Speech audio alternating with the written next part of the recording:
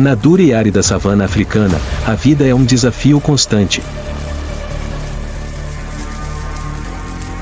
Como as espécies sobrevivem quando a água e os alimentos são escassos e o perigo espreita em cada esquina?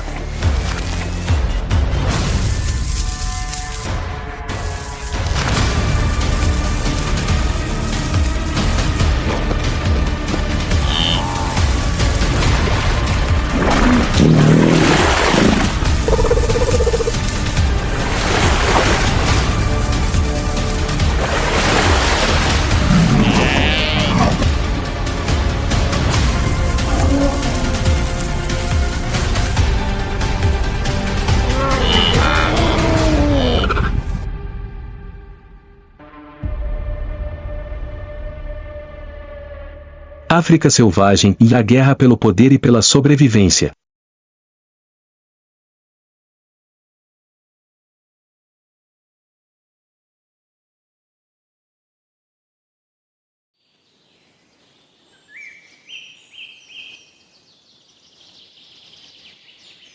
Nas vastas pradarias douradas, o sol vermelho ergue-se do horizonte como uma faca que atravessa a névoa fina.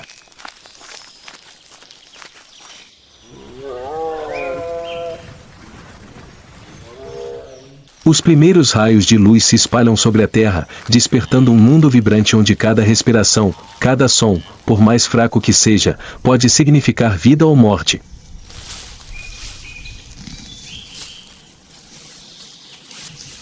A grama balança com a brisa suave enquanto uma manada de zebras atravessa lentamente as terras baixas, acompanhada por pequenas gazelas de Thompson que se movem como pontos de luz sobre a terra queimada.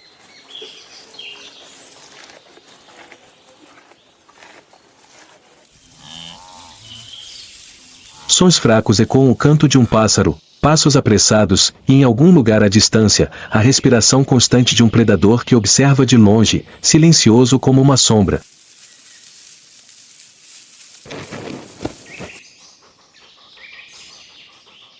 Sob a sombra de alguns arbustos baixos, uma leoparda está deitada no chão, com seus olhos frios fixos na pradaria à distância.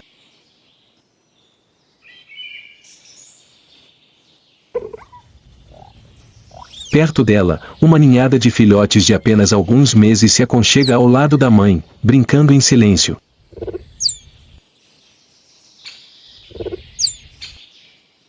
Eles ainda não sabem que a fome é o aviso mais urgente da natureza e que sua mãe carrega o fardo de sua sobrevivência sobre suas patas silenciosas.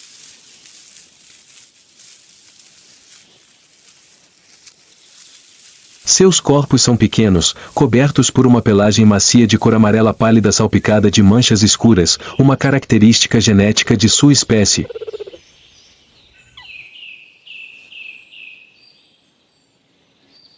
Em suas costas, uma faixa distinta de pelagem clara se estende da nuca até perto da cauda, uma característica única dos filhotes que os ajuda a se camuflar melhor entre a grama queimada pelo sol.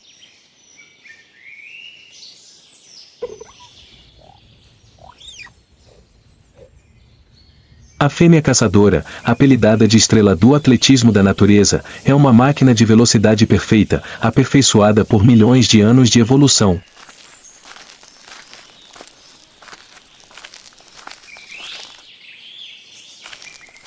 Seu corpo é projetado para velocidade, pernas longas e leves, coluna vertebral flexível como uma mola, garras não retráteis para melhor tração ao correr e uma cauda longa que a ajuda a manter o equilíbrio durante curvas bruscas em alta velocidade.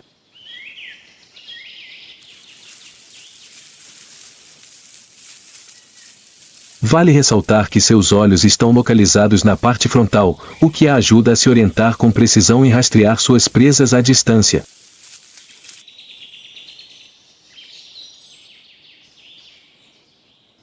No entanto, nem mesmo a velocidade absoluta em terra pode garantir o sucesso em um mundo hostil.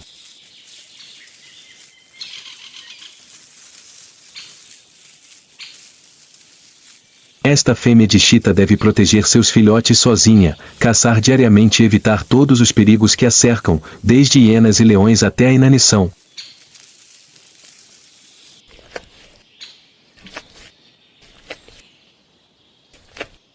O sol do meio-dia se espalha sobre a terra rachada, varrendo cada fio de grama seca como se queimasse a superfície da pradaria.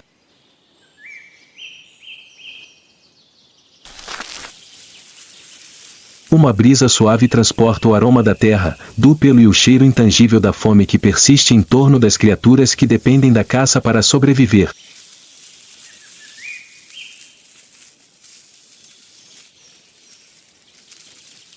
A leoparda levantou-se da grama. Fazia 3 dias desde sua última refeição completa. Seu estômago estava vazio e, atrás dela, seus filhotes estavam inquietos e exaustos pela fome.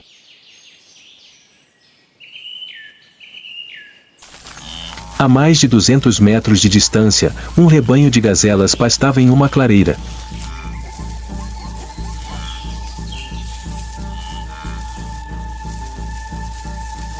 Elas eram pequenas, ágeis e alertas, mas eram a fonte de energia ideal se ela tivesse sucesso.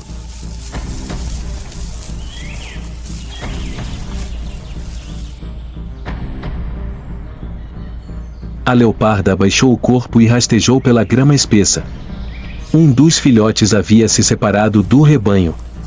Chegará a hora.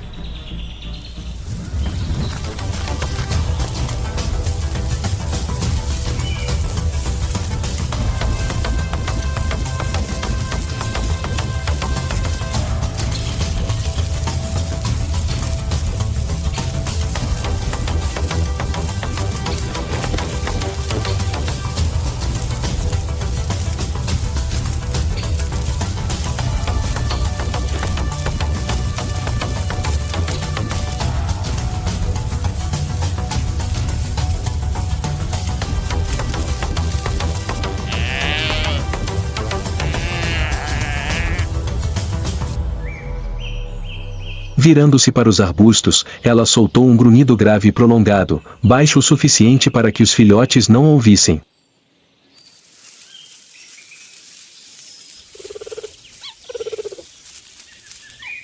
Eles saíram correndo com os olhos brilhantes e as orelhas em pé. Seus pequenos corpos estavam agora mais fortes, suas garras mais duras e seus passos instáveis, mais ansiosos. Aproximaram-se de sua primeira refeição de carne crua.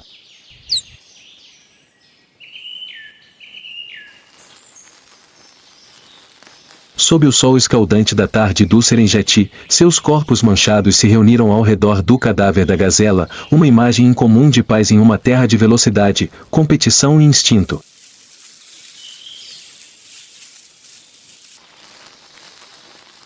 Enquanto a mãe e os filhotes comiam o cadáver da gazela, uma sombra pairou na borda da pradaria, uma hiena.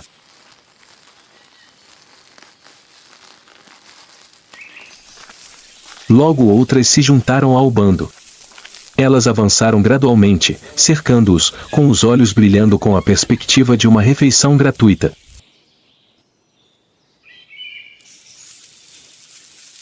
Quando as hienas aparecem, os filhotes as veem imediatamente e correm para os arbustos. A leoparda mãe não hesita em avançar e atacar a hiena líder, forçando-a a recuar. Em seguida, ela muda rapidamente de direção, afastando todo o bando do local onde seus filhotes estão escondidos. No caos, a maior parte do cadáver havia sido arrastada e destruída. Quando a mãe voltou, a comida havia quase desaparecido, mas seus 2 filhotes estavam a salvo e, para ela, a vida dos filhotes valia mais do que qualquer presa. Nesta pradaria, a sobrevivência era a vitória e a proteção era o instinto mais forte.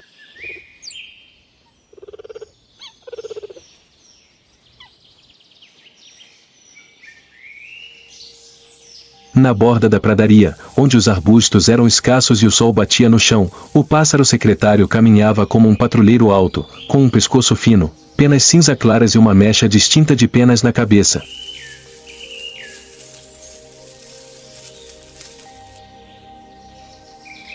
Ao contrário de muitos outros predadores que voam pelo céu, ele usa suas patas longas e fortes para caçar com chutes extremamente rápidos, suficientes para matar uma cobra venenosa com apenas alguns passos.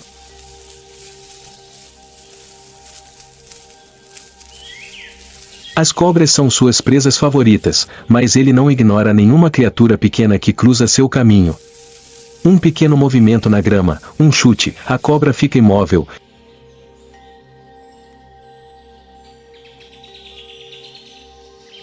Ele bica a cabeça da cobra, engole-a rapidamente e continua sua jornada. Cada passo é uma batalha pela sobrevivência para este caçador único.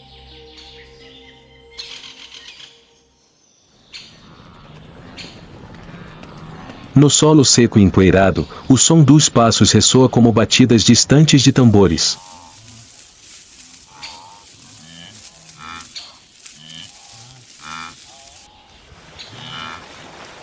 Uma manada de gnus forma uma linha interminável que se estende pelas encostas cobertas de grama, como um rio marrom que flui através de um mar dourado.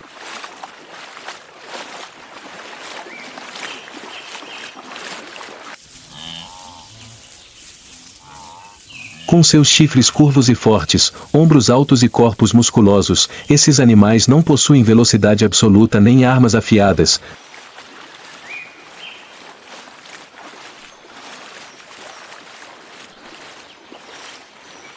Mas tem algo que faz com que todos os predadores se mantenham cautelosos: o número e o instinto gregário.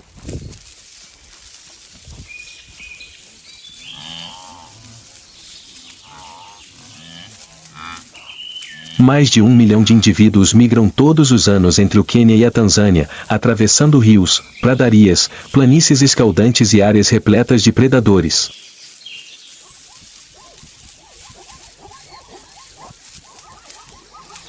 Cada viagem é uma aposta de encontrar novos pastos, água limpa e evitar garras ocultas.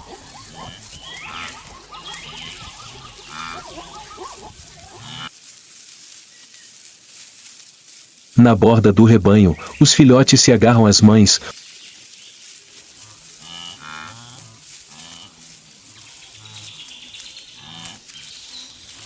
Os machos adultos caminham dos dois lados, atentos ao menor ruído na pradaria.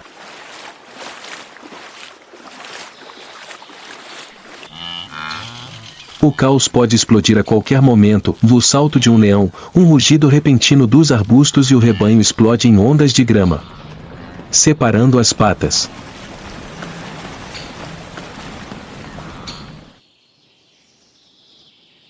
Os animais selvagens não lutam para vencer, correm para sobreviver.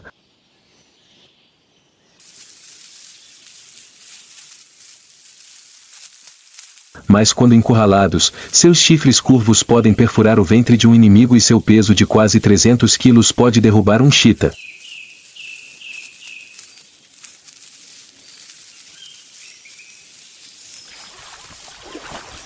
Cada passo que o rebanho dá é um batimento cardíaco no coração da savana. Eles são a fonte de vida dos predadores, a força motriz por trás do renascimento das pradarias e a prova da verdade mais simples da sobrevivência da natureza através da perseverança.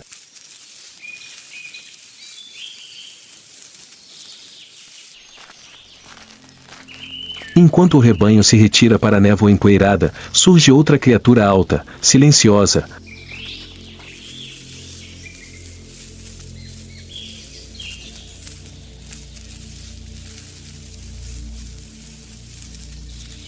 Com passos longos e pausados, a avestruz, uma ave não voadora que possui armas que poucos ousariam subestimar. Com uma altura de até 2,7 metros e um peso de mais de 120 quilos, é a maior ave do planeta.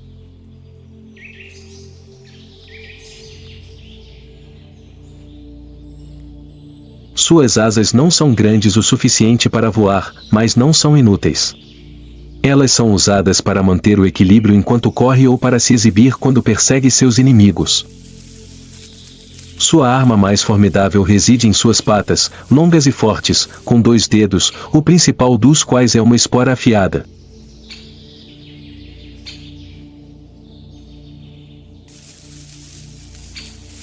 Um chute de avestruz pode quebrar ossos e até matar um filhote de leão se ele se aproximar no ângulo errado.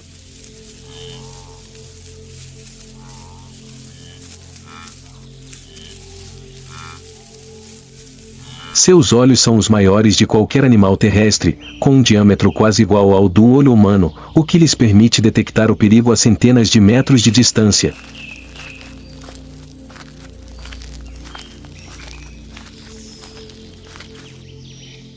Ao contrário de outras aves da floresta, as avestruzes vivem de sua visão e reflexos no solo.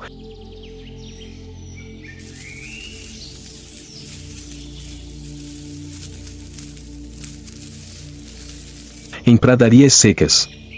Elas costumam viajar em pequenos grupos, normalmente com um macho liderando o caminho com o pescoço esticado e os olhos examinando o horizonte.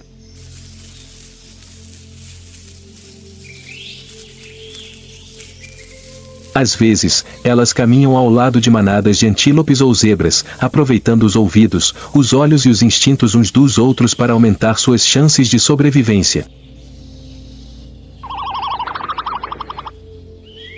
Uma fêmea no final do rebanho incuba os ovos sob arbustos espinhosos baixos.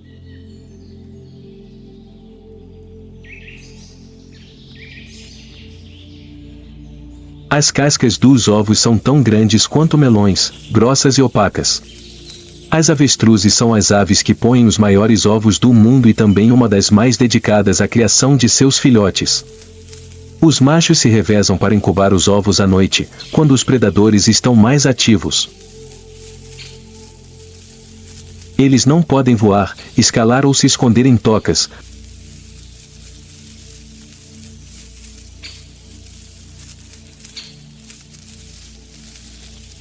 Mas na natureza sua calma, suas pernas de aço e sua vontade de proteger seus filhotes mantiveram as avestruzes firmes durante milhões de anos de evolução.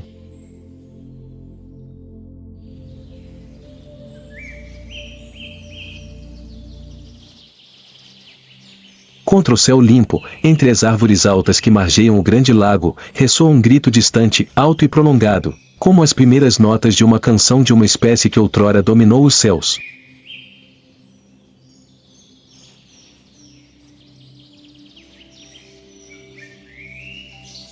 É o grito da águia pescadora africana, símbolo inconfundível das águas selvagens do continente.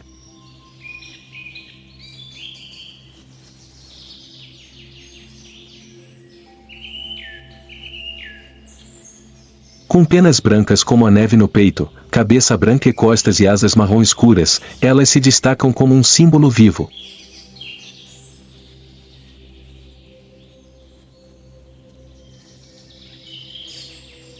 Com envergadura de quase 2 metros, garras curvas e afiadas como lâminas e olhos frios e penetrantes, são predadores especializados sem rivais em seu território.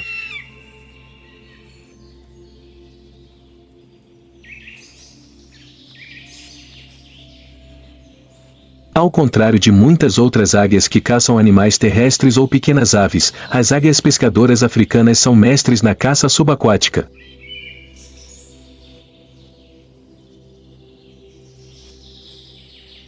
Elas têm um talento especial, com pequenas pontas que as ajudam a agarrar presas escorregadias.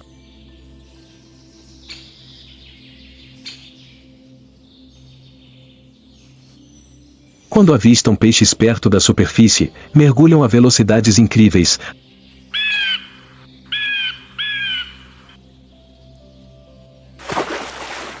atingindo a água em um instante e fechando suas garras como por reflexo.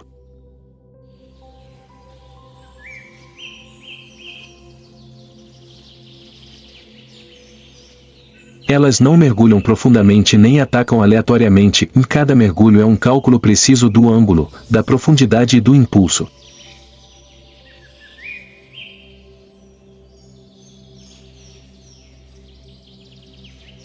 Depois de capturar sua presa, elas voltam a decolar com uma força tremenda em suas asas, com as patas segurando o peixe com força, como um torno.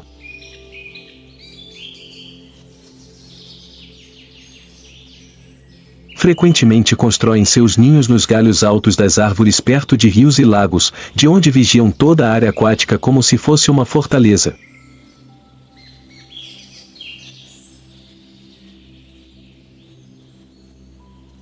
Os casais de águias costumam viver juntos por toda a vida, revezando-se para caçar e criar seus filhotes.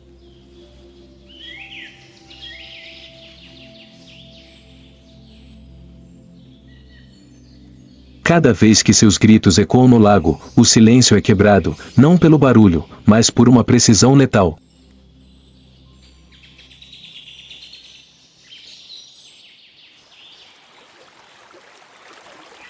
O lago volta à calma depois que as águias mergulham.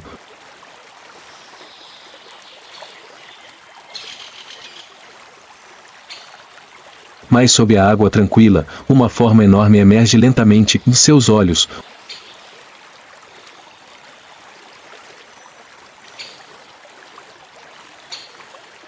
Orelhas e nariz se elevam acima da superfície como rochas em movimento.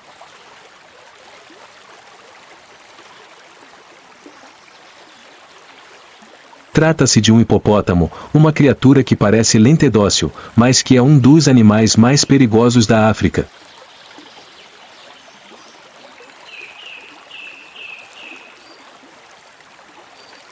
Com um peso superior a 1.500 kg e uma pele grossa de cor cinza rosada, o hipopótamo é uma criatura anfíbia gigantesca que passa metade de sua vida na água.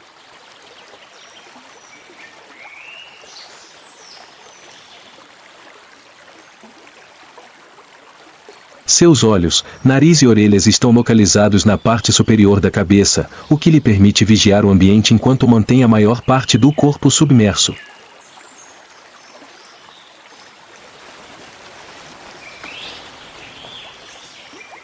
Eles não caçam, não têm garras, mas possuem dentes extremamente fortes com presas de até 50 centímetros de comprimento, capazes de quebrar ossos ou pequenas embarcações.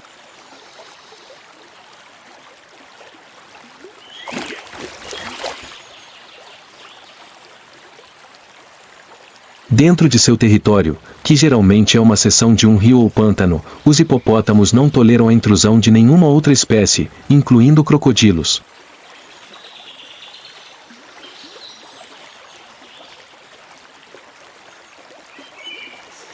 Durante o dia, eles mergulham na água para manter a temperatura corporal e a umidade.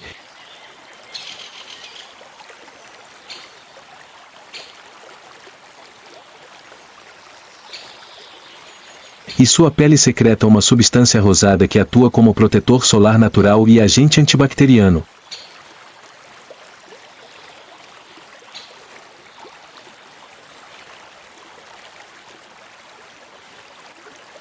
À noite, o rebanho abandona o rio para pastar em terra firme, e alguns indivíduos são capazes de percorrer vários quilômetros.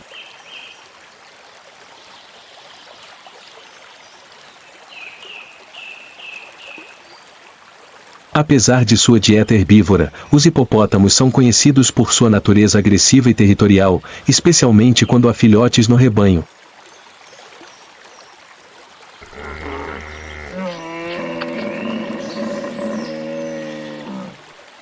Um macho dominante sempre vigia o rebanho de fêmeas e controla o território aquático com grunhidos profundos emitidos de sua garganta ou mesmo debaixo d'água.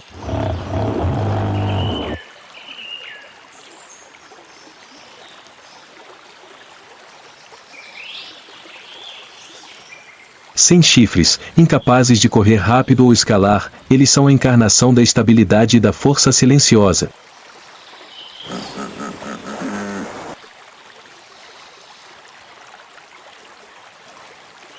E nessas águas, não são os leões nem os crocodilos que reinam, mas os seres imóveis que esperam e nunca cedem.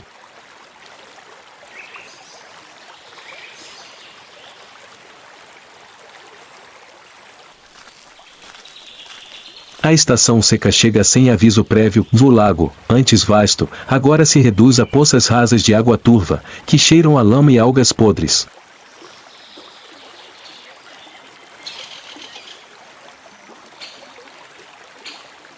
O sol queima a terra e a pele do hipopótamo fica cinza e enrugada.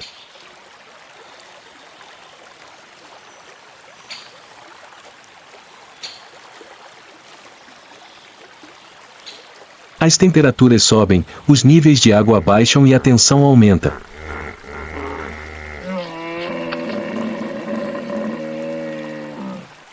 À medida que a água recua, os limites entre os bandos de hipopótamos começam a se sobrepor.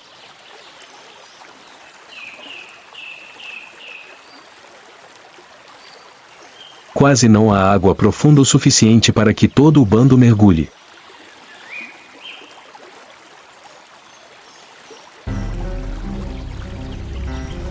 Os retardatários são forçados a procurar outro lugar ou lutar para sobreviver.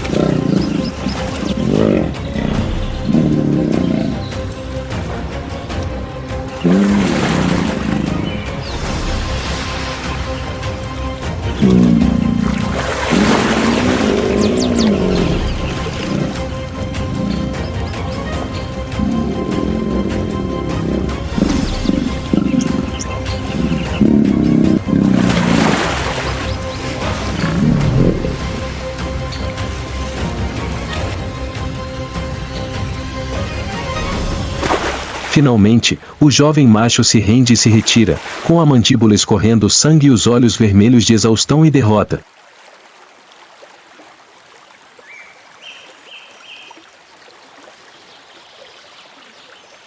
Ele se afasta lentamente, afastando-se da poça, não por sua velocidade, mas por uma lei antiga: os fracos devem partir.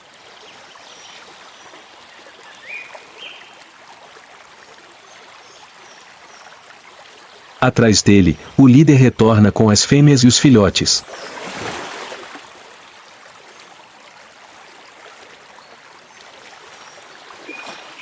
Ele não emite nenhum som, não bate no peito.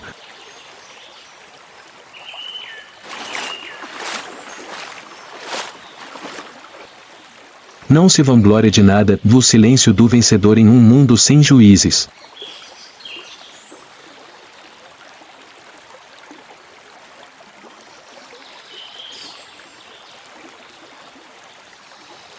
À medida que a água recua, o solo racha e o espaço para a sobrevivência diminui, pois apenas aqueles que permanecem em pé na poça têm a oportunidade de esperar pela próxima estação chuvosa.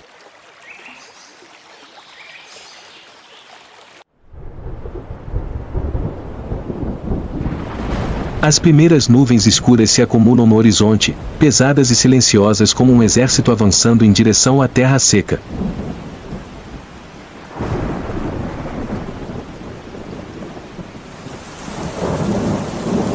O vento se intensifica e o cheiro de eletricidade permanece no ar.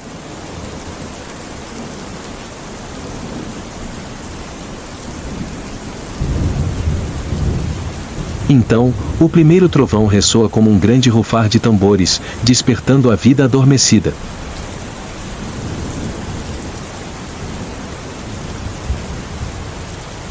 A chuva cai torrencialmente. Cada gota cai sobre o solo rachado, encharcando cada grão seco de terra, uma raiz adormecida de cor marfim.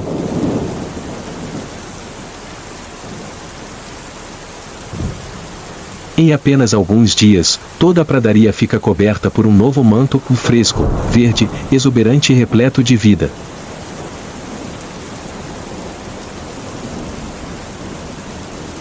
A vegetação despertou, a grama cresceu vigorosamente e as árvores baixas brotaram densamente.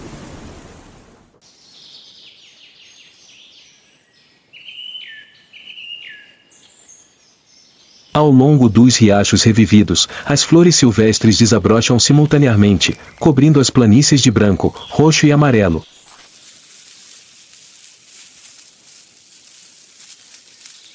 Os animais retornam, atraídos pelo cheiro da água, de manadas de antílopes, zebras e búfalos inundam as novas pradarias.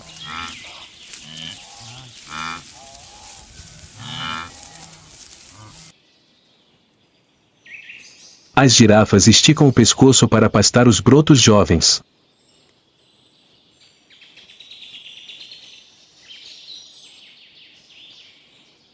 As aves migratórias voltam de longe, planando com a brisa fresca.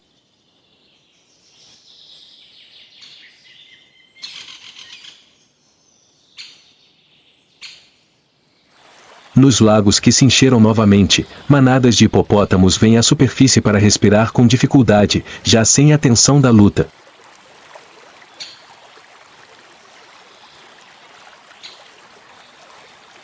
Os crocodilos ficam imóveis sob a água turva, esperando que sua presa passe.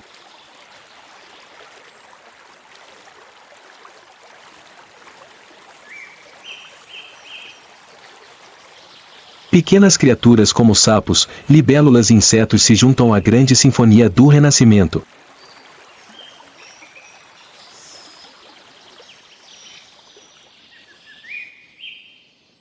No céu limpo após a chuva, as águias voltam a voar, estendendo suas asas contra as nuvens.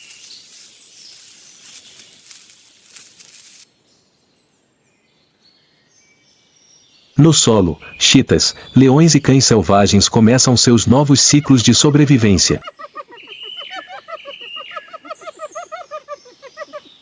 As pradarias mudam constantemente em cada gota de chuva.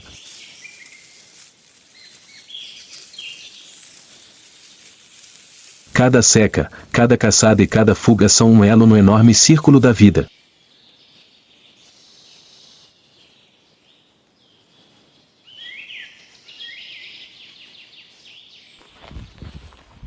Aqui não há vencedores eternos, nem ninguém que permaneça fraco para sempre.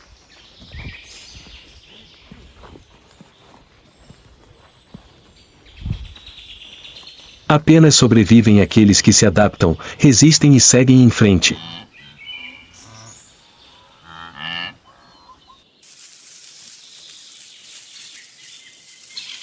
E quando o sol volta a nascer no horizonte úmido, a pradaria começa um novo capítulo, como se nunca tivesse ficado nenhuma cicatriz.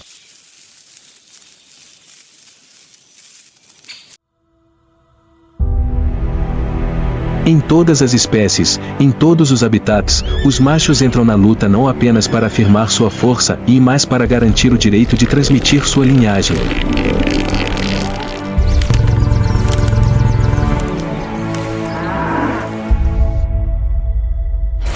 Junte-se a nós para testemunhar essas batalhas de vida ou morte, onde o amor começa com uma luta.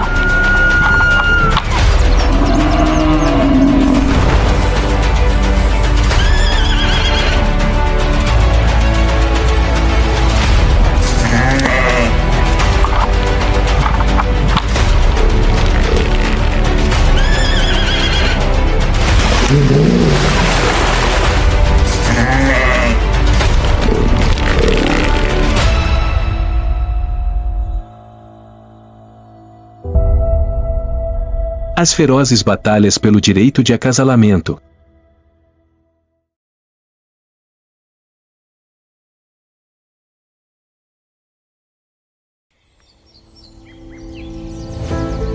À medida que as estações mudam, a natureza entra em um momento glorioso, mais brutal, na época de acasalamento.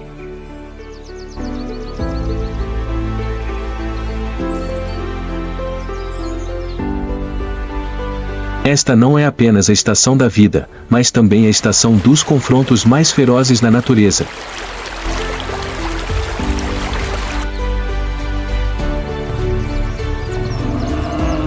Todos os animais carregam dentro de si um instinto feroz de perpetuar sua espécie, garantindo a sobrevivência da espécie através de cada geração.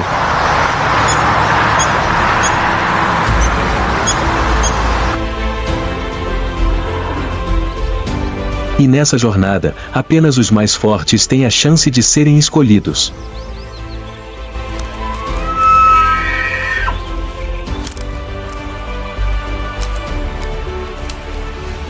Através das vastas pastagens que se estendem do Canadá ao centro dos Estados Unidos, os bisões se reúnem em grandes manadas.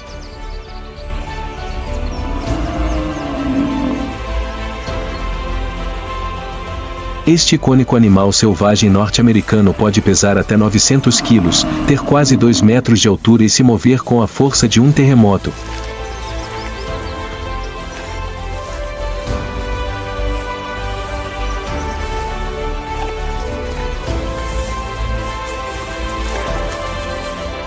Mas, no final do verão, a falsa paz se dissipa, substituída pelo cheiro de suor, poeira e hormônios que enchem o ar, sinalizando o início da época de reprodução.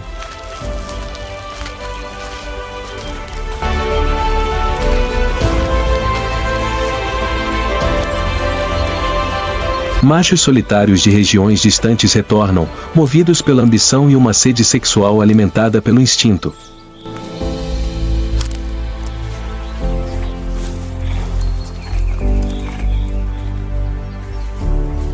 À tarde, na pradaria, o sol projeta longas sombras sobre as pastagens queimadas pelo sol, com o céu alto e sem nuvens.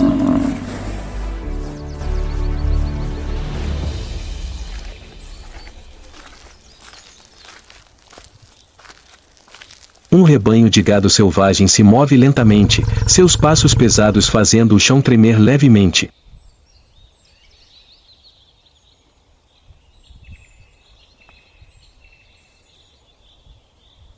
De repente, o ar fica pesado e o rebanho para, como se sentisse algo.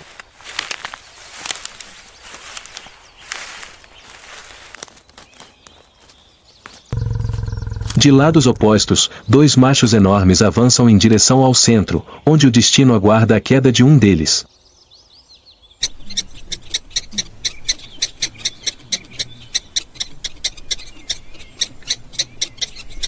O velho líder, com seus chifres marcados, avançou lenta mas decididamente.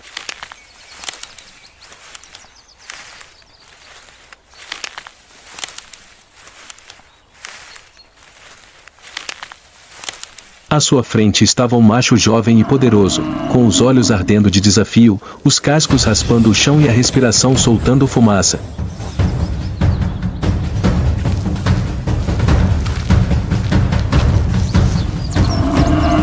O vento trazia o cheiro forte de suor e hormônios no ar, a batalha era inevitável.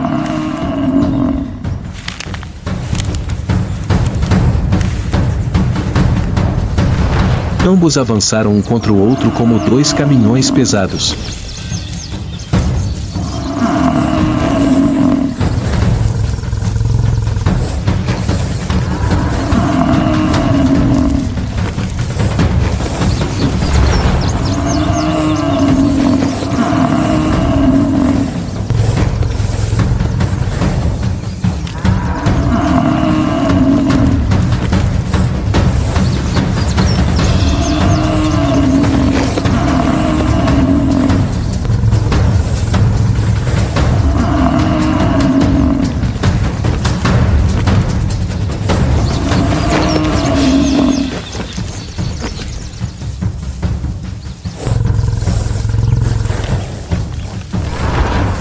Finalmente, o jovem recuou.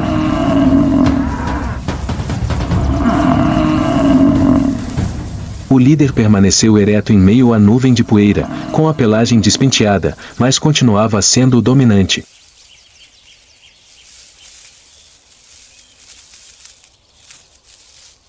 De longe, as fêmeas começaram a se aproximar.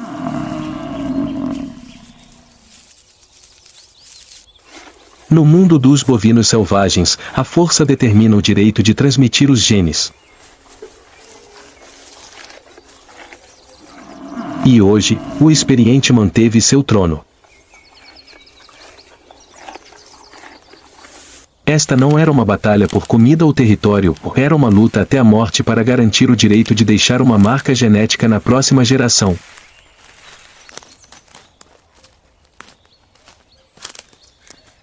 E apenas um poderia sair vitorioso. Nas encostas escarpadas das montanhas da América do Norte, onde a altitude torna o ar rarefeito e a grama escassa, os carneiros de chifres grandes se preparam para entrar na época de acasalamento.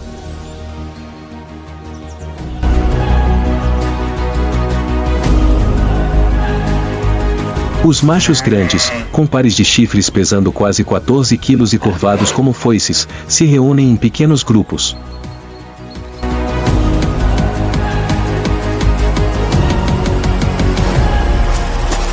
Eles não precisam berrar ou rosnar.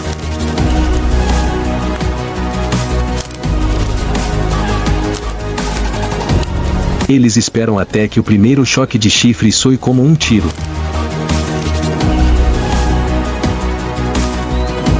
Dois machos se enfrentam na encosta. O vento sopra através de suas pelagens espessas, carregando poeira e pedras.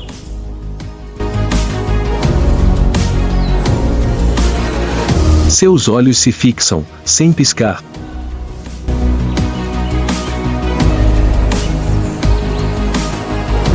Não há pressa, apenas passos lentos, deliberados e calculados.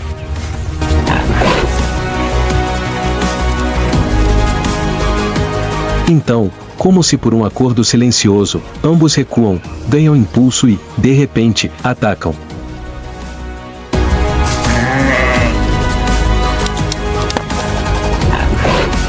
O som do baque ecoou nas paredes rochosas.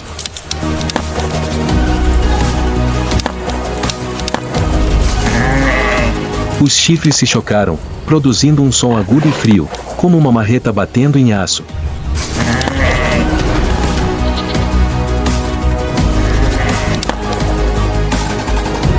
Ambos recuaram, depois se afastaram, apenas para atacar novamente.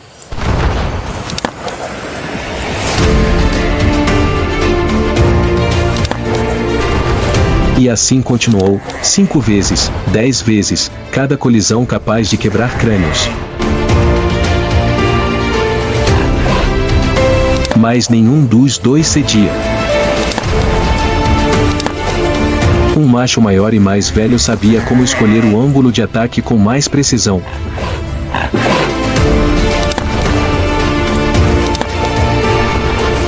Após uma colisão poderosa, o oponente mais jovem cambaleou, perdeu o equilíbrio e caiu entre as rochas afiadas.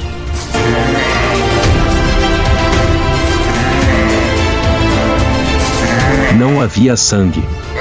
Não havia gritos. Apenas o silêncio da derrota. Ele se levantou, virou a cabeça e se afastou, com passos pesados. O vencedor não rugiu. Ele ficou parado, com a cabeça erguida, imóvel como uma estátua viva.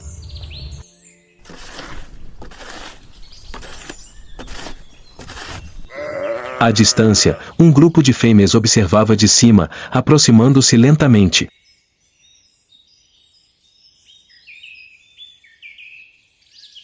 Aqui, entre os penhascos traiçoeiros, onde um erro poderia custar uma vida, a vitória não era apenas o direito de acasalar, era como os carneiros selvagens passavam sua linhagem para a próxima geração.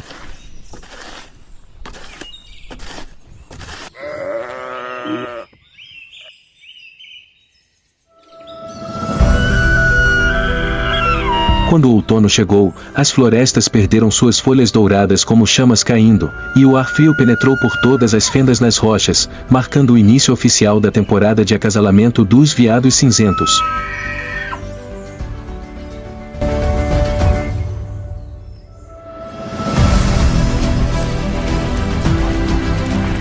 O som característico desta estação não era o farfalhar das folhas caindo, mas os gritos longos e agudos dos machos ecoando pela floresta profunda, um chamado para o acasalamento, mas também um desafio.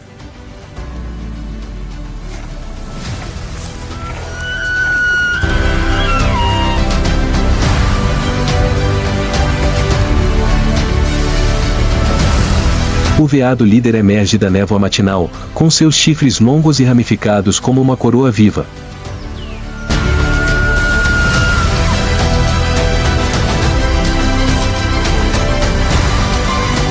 Em seu pescoço, uma pelagem espessa e escura forma uma juba majestosa, acompanhada por um rugido longo e arrepiante.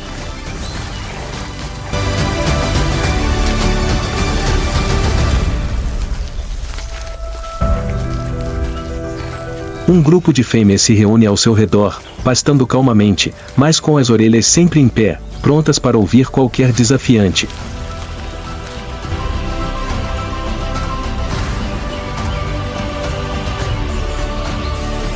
E então, como se convocado do outro lado da floresta, um jovem macho apareceu.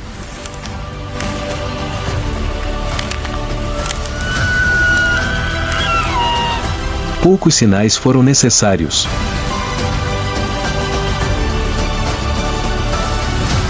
Apenas alguns movimentos da cabeça, uma leve batida dos chifres no chão, e os dois se lançaram um contra o outro.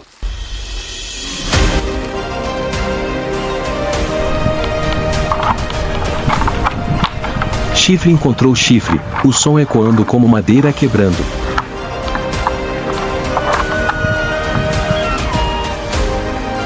Eles se empurraram passo a passo, sem pressa, sem frenesi, mas com determinação, testando a resistência um do outro.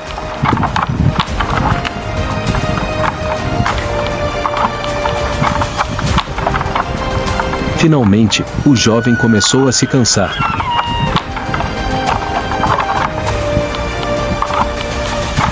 Um forte empurrão de seu oponente o fez cambalear e correr de volta para a borda da floresta.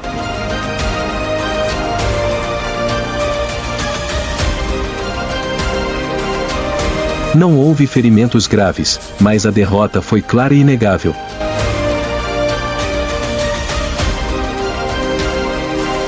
O líder da manada ergueu a cabeça, seu rugido ecoando mais uma vez, não para chamar, mas para afirmar seu poder.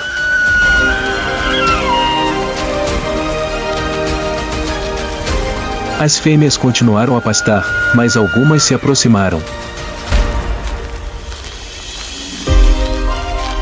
A escolha era clara. Na floresta ensolarada de outono, em meio aos ecos desafiadores dos chifres se chocando, uma nova geração aguardava o resultado de batalhas sem sangue, mas não menos ferozes.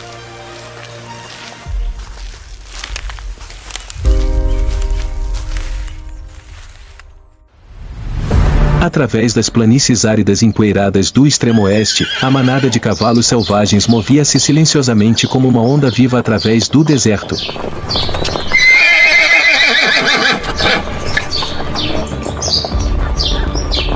No seu mundo, a ordem era moldada pelos machos dominantes, guerreiros que protegiam o harém de fêmeas e potros.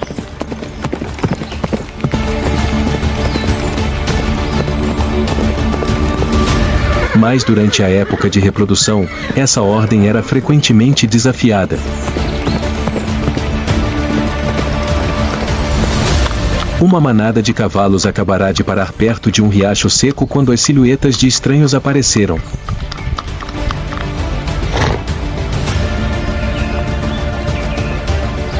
Era uma manada de machos jovens, altos, com crinas esvoaçando ao vento e músculos tensos.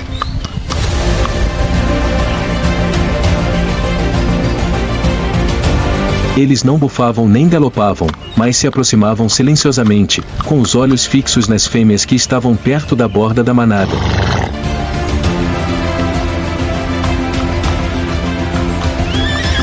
O líder imediatamente se separou do grupo e avançou para enfrentá-los.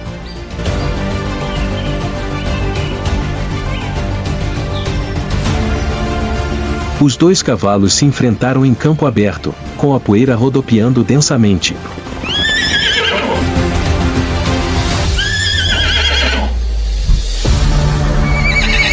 Sem hesitar, a primeira investida do desafiante foi recebida com um contra-ataque feroz.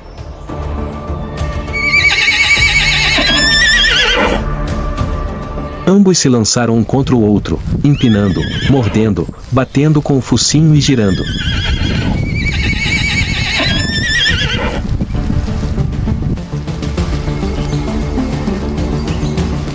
Os cascos levantavam poeira, e cabelos e espuma voavam a cada mordida no pescoço.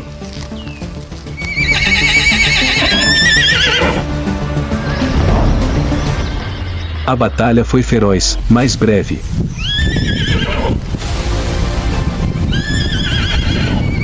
O líder, embora já não fosse jovem, era teimoso e experiente.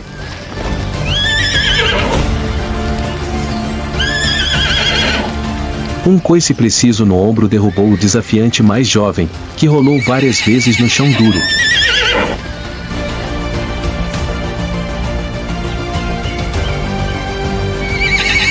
Ele se levantou rapidamente, em pânico, e fugiu da vista do rebanho. Nenhuma declaração foi feita.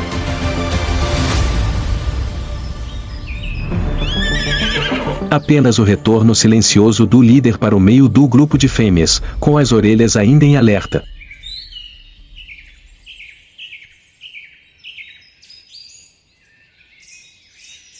As fêmeas o seguiram, como se confirmassem silenciosamente a posição do líder.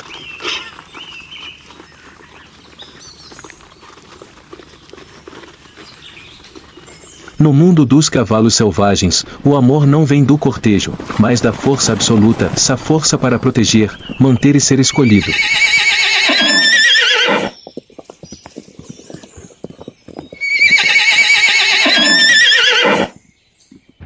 Nas florestas tropicais secas de Madagascar, onde a luz do sol se filtra através da densa copa das árvores, os lêmures de cauda anelada começam sua breve e turbulenta temporada de reprodução.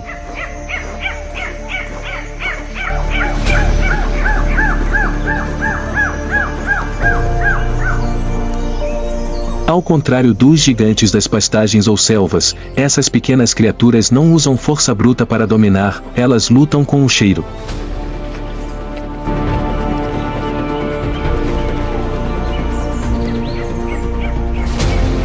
Um grupo de lêmures se reúne sob galhos baixos, pulando de galho em galho, emitindo sons que parecem uma animada canção da floresta.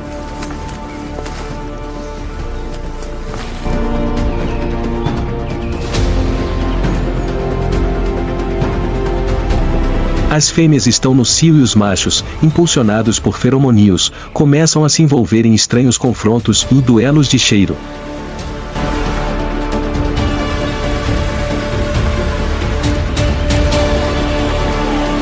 Dois machos rivais se aproximam um do outro, coçando vigorosamente suas glândulas odoríferas nos pulsos, e em seguida, esfregando o odor em suas caudas.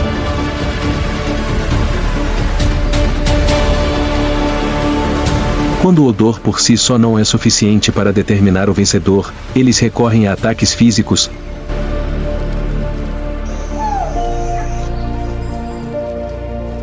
Agarram-se um ao outro, lutam e gritam.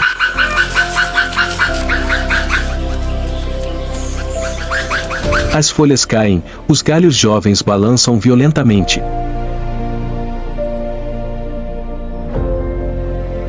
Finalmente, o macho maior e mais forte, com odor mais intenso, imobiliza seu oponente no chão, forçando-o a soltar a cauda e admitir a derrota.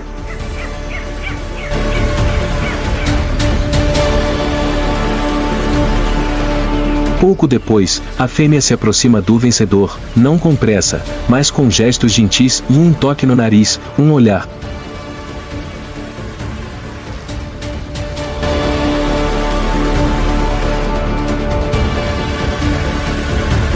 O acasalamento começa imediatamente depois, breve e silencioso em meio à floresta ainda trêmula pela estranha batalha que acabou de acontecer.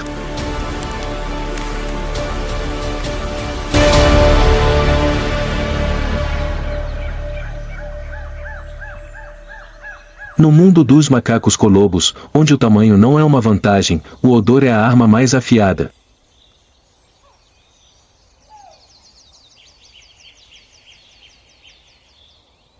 E nessa breve temporada de reprodução, que dura apenas alguns dias por ano, aqueles que sabem emitir o cheiro certo ganham o direito de se reproduzir.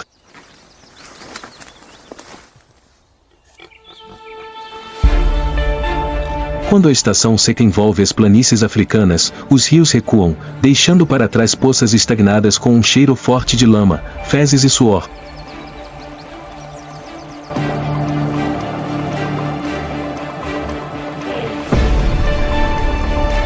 É nesse ambiente sufocante que a temporada de acasalamento dos hipopótamos começa, de forma silenciosa, mas intensa.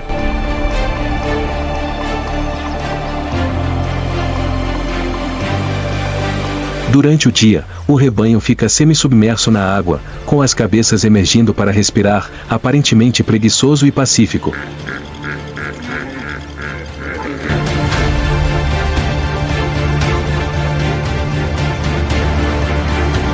Mas sob a superfície existe uma rígida hierarquia social.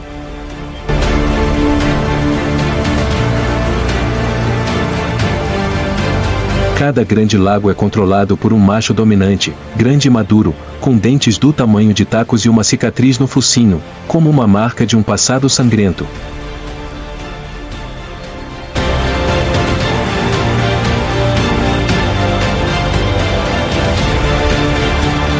Durante a época de acasalamento, as fêmeas emitem um odor hormonal característico, atraindo não só o macho alfa, mas também machos solitários de longe.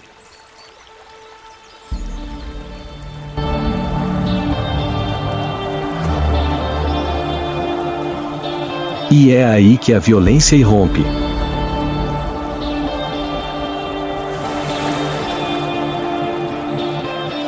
Numa tarde abafada, a tranquila superfície do lago agitou-se de repente.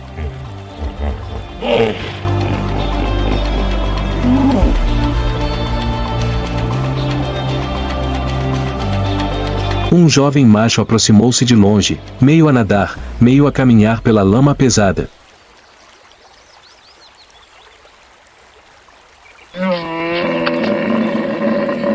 Ele abriu bem a boca, revelando presas longas, e então soltou um grunhido gutural profundo, como um desafio.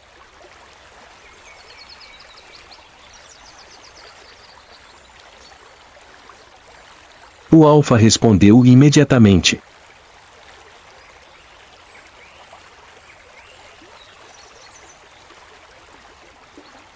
Ele levantou a cabeça, abriu a boca o máximo possível, expondo as gengivas e o céu da boca em uma antiga demonstração de poder, reservada apenas para intrusos.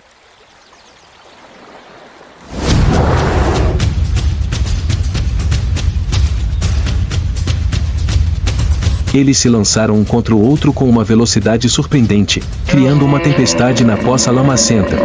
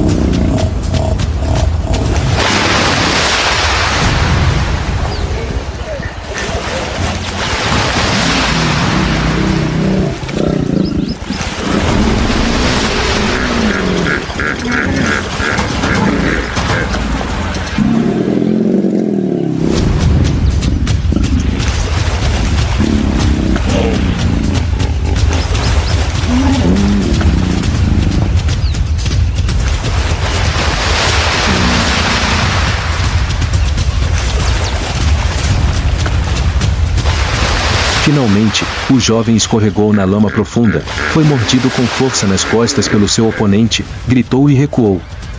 O sangue espalhou-se gradualmente na água,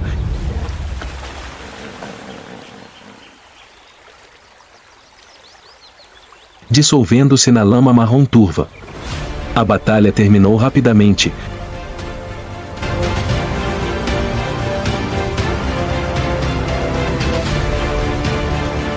Ferozmente, sem piedade. O líder voltou para o rebanho de fêmeas.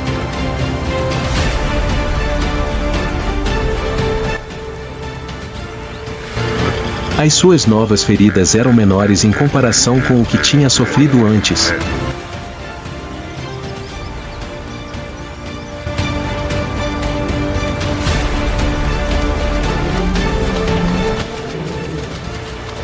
Mas sua recompensa era inconfundível, todo o rebanho de fêmeas e a oportunidade de passar seus genes para a próxima geração.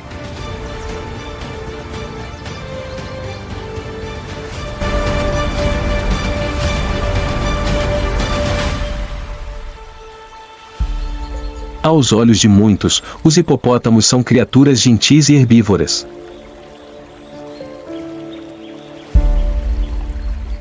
Mas durante a época de acasalamento, eles se tornam guerreiros silenciosos, prontos para matar para manter o poder mais brutal da natureza.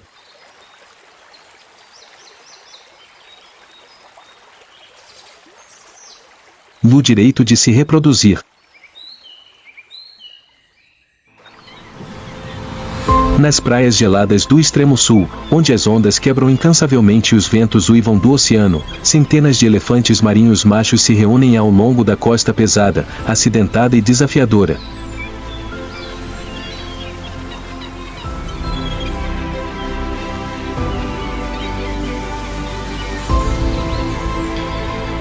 As fêmeas estão chegando à costa para se reproduzir, e a batalha pelo acesso a elas está começando.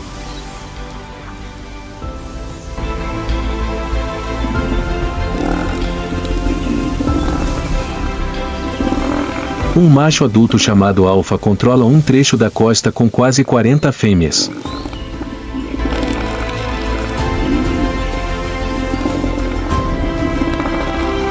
Ele é enorme, pesando quase 3 toneladas, com a pele marcada por cicatrizes e o tronco carnudo protuberante como um escudo.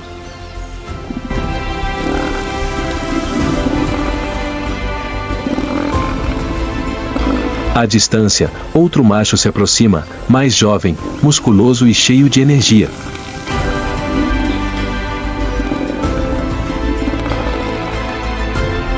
Ele avança diretamente em direção ao harém, sem hesitar.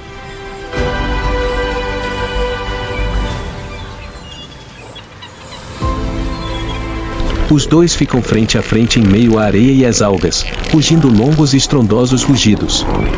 Então, como uma onda gigante, eles se lançam um contra o outro.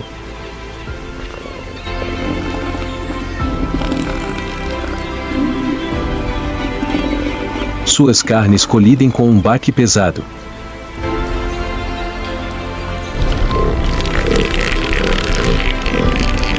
Eles mordem, batem com o focinho e empurram, suas espessas camadas de gordura incapazes de esconder os ferimentos sangrentos em seus pescoços e peitos.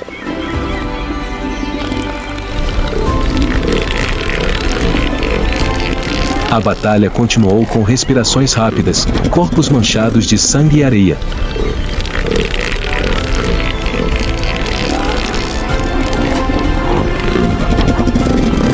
Finalmente, o jovem foi empurrado, caindo na costa rochosa.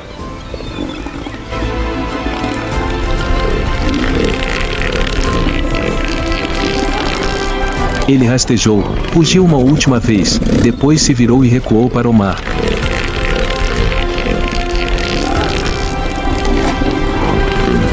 O líder ficou ali, arqueando as costas como um monumento vivo.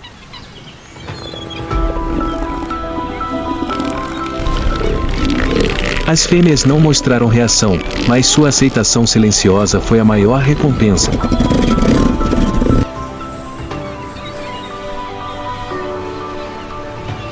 No mundo dos elefantes marinhos, apenas aqueles que superam as provações de sangue, peso e resistência têm o direito de se reproduzir.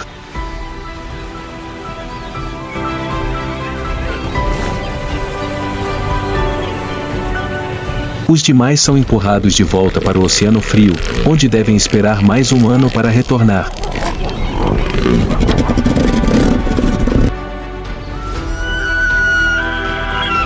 De pastagens queimadas pelo sol a selvas sombrias, de pântanos africanos a praias antárticas, uma lei antiga se repete infinitamente.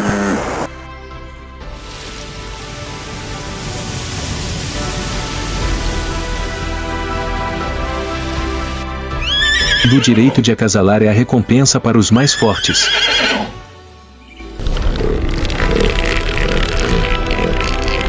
Seja a cabeçada do gado selvagem, o choque dos chifres das ovelhas da montanha, a mordida violenta dos ursos pardos ou simplesmente um cheiro nas florestas de Madagascar, todas são batalhas para garantir o direito de viver na próxima geração.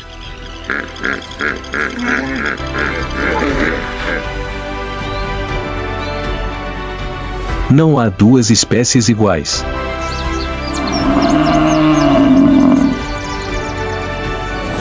Algumas lutam com força, outras usam táticas, outras vencem com seus gritos e outras sobrevivem por meio da teimosia.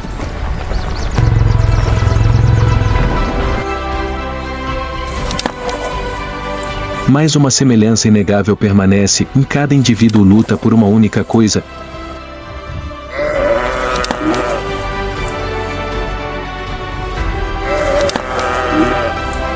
Continuar existindo no fluxo genético da espécie.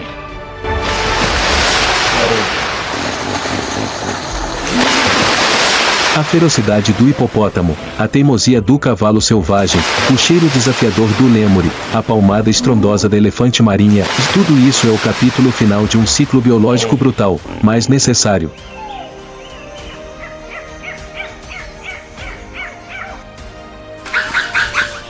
Na natureza, o amor não tem espaço para romance.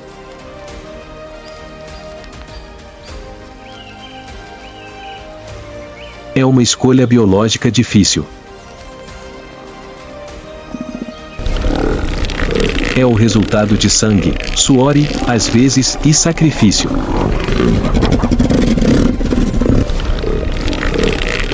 Quando a época de acasalamento termina, o vencedor não só ganha um parceiro, mas também a oportunidade de se tornar pai da próxima geração.